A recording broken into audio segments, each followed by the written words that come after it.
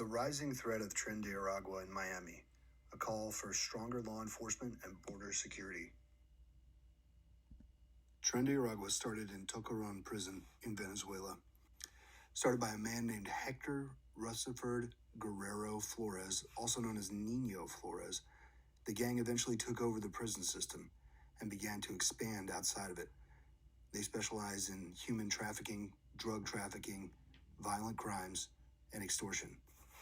When the Venezuelan prisons were emptied and the prisoners were sent out of the country, many of them entered the United States. This has introduced a new form of a criminal element into the U.S. cities nationwide. Though local law enforcement has been attempting to respond to this new threat, they are already stretched thin in terms of both manpower and financial resources. An interagency task force would bring to bear the full resources of the federal government to supplement those of the Miami PD. Tren de Aragua does not specialize in simply one or two criminal enterprises, making it very difficult to cut off the funding sources to the organization. They have moved into areas of South Florida and have established a presence in areas as far north as Colorado. For example, the apartment complex takeover in Aurora. They target mainly migrants, especially those present in the United States illegally, focusing on them as they are less likely to seek assistance from law enforcement for fear of deportation. This also grants them a certain level of anonymity when it comes to committing their crimes. In terms of community outreach or key agencies involved, Miami PD would take over the local law enforcement and community outreach aspect. The Federal Protective Service, or FPS, handles security of federal facilities and, with a proper nexus, anything involving federal employees or property. Their capabilities include special agents with investigative powers, tactical units, and dog teams. This would grant the combination of federal law enforcement, funding sources, intelligence networks, and specialized units. Coordination between Miami PD, DOJ, and HNSI would strengthen this effort. The powerful coalition is capable of dismantling the Tren de Aragua operations more effectively than with Miami PD's resources alone. Homeland Security Investigations, or HSI, handles transnational crime enforcement and immigration. They are also a premier intelligence gathering organization. The DOJ, or Department of Justice, handles legal prosecution and policy development. The mission objectives for the task force include the disruption of criminal networks and the disruption of transnational criminal organizations as a whole in the Miami area would set the standard for others to follow. Investigations could happen with no cross-agency politics getting in the way of progress, and intelligence sharing would bolster the capabilities on the ground.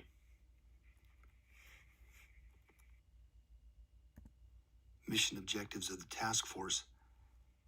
The idea would be that Miami would set the standard for other cities to follow, creating a model for task forces such as this to be set up in major metropolitan areas across the country. It would eliminate interagency conflicts and streamline operations. Intelligence sharing would be improved, and the coordination response on the ground would thereby be improved as well.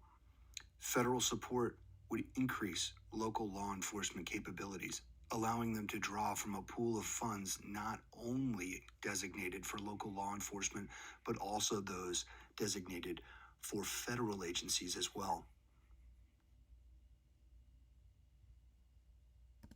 As with any task force, structure and coordination are of paramount importance. The command and control hierarchy would be led by the Miami PD, the agency leading this being important as it would grant Miami the knowledge that it isn't federal overreach that's taking place, but a cooperative effort on the part of multiple agencies to tackle a threat in the area. Law enforcement activities across the city would would be taken control of under the direction of Miami PD. It would also serve as a way of giving credit to the Florida law enforcement personnel, which could benefit their fundraising abilities and allow for expansion later on. Joint operational meetings would take place to make sure that each agency knows their role and their left and right limits are clearly established. This would allow for briefings to take place with all agency heads in the area so as to minimize confusion on the ground. As the task force would be utilizing assets from all of these organizations, the specific tasks could be given out according to each one's specialty. For example, HSI could be tasked with providing real-time intelligence data. This kind of actionable intelligence is instrumental to ground operations, while Miami PD SWAT could utilize FPS dog and tactical units to supplement their presence on the ground, allowing for a larger presence and cross-agency checkpoints to be established in operational zones. Asset forfeiture and seizure would be a crucial part of the task force's continued funding and operational cost offsets.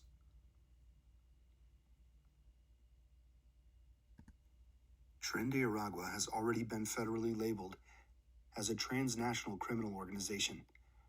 This has allowed federal agencies the authority needed to pursue their assets and business associates. This, in turn, makes it harder for them to maintain a foothold within the United States. A hardened border security posture has also been of aid in this respect, as the flow of illegal migrants into the United States has been significantly reduced. This makes human and drug trafficking less of an easy task and associates more risk of losing their assets with each attempted border crossing. Interagency jurisdiction and cooperation is of paramount importance.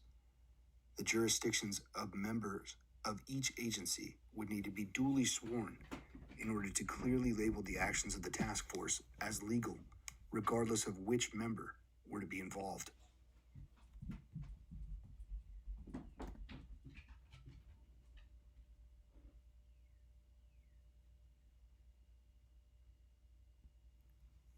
Collaboration with locals within the community would allow for an increase in intelligence gathering capabilities, as well as making the recruitment of new members into the gang more difficult. Crime prevention would still fall firmly into the realm of responsibility of local law enforcement. Witness protection could be provided on a case-by-case basis and would need further collaboration with organizations such as the U.S. Marshals for cases requiring extended protection details.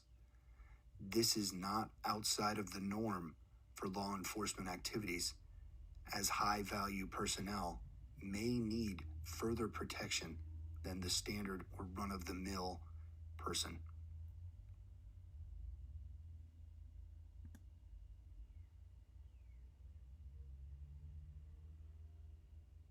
In terms of future outlook of the task force, the measurement of success would need to be done with quantifiable metrics, such as arrests, disruptions, decreases in violent crime within the area focused on by the task force, and prosecutions. These would all need to be closely monitored for the continued justification of the task force. Long-term strategies for dismantling the gang would need to be clearly stated. Ergo, at what number of known gang members is the gang considered to be null and void? If this point is reached, does the task force pivot to a new organization as the threat that they focus on? The potential for this task force are numerous. If successful, this could become the greatest weapon in the law enforcement arsenal since RICO. The Miami Task Force would become the gold standard by which nationwide task forces are measured. The process would need to be straightforward and easily replicated. If this is the case, similar task forces could be set up in every major city in the United States. In addition to this, members of the original Miami-Dade Task Force could be utilized as subject matter experts to help set up those fledgling organizations in other major cities.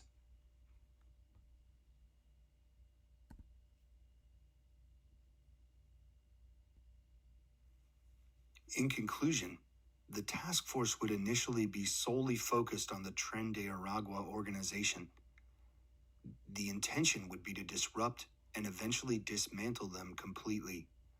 A task force with this mandate and interagency cooperation of this magnitude could set the standard across the country, allowing law enforcement to more readily share intelligence and tactical resources in the pursuit of transnational criminal organizations.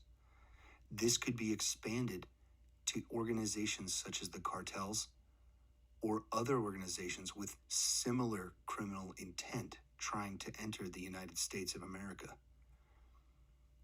With cooperation on a scale like this having seldom been seen within the law enforcement community, this would be a new territory that the Miami-Dade Police Department would be treading for maybe the first time.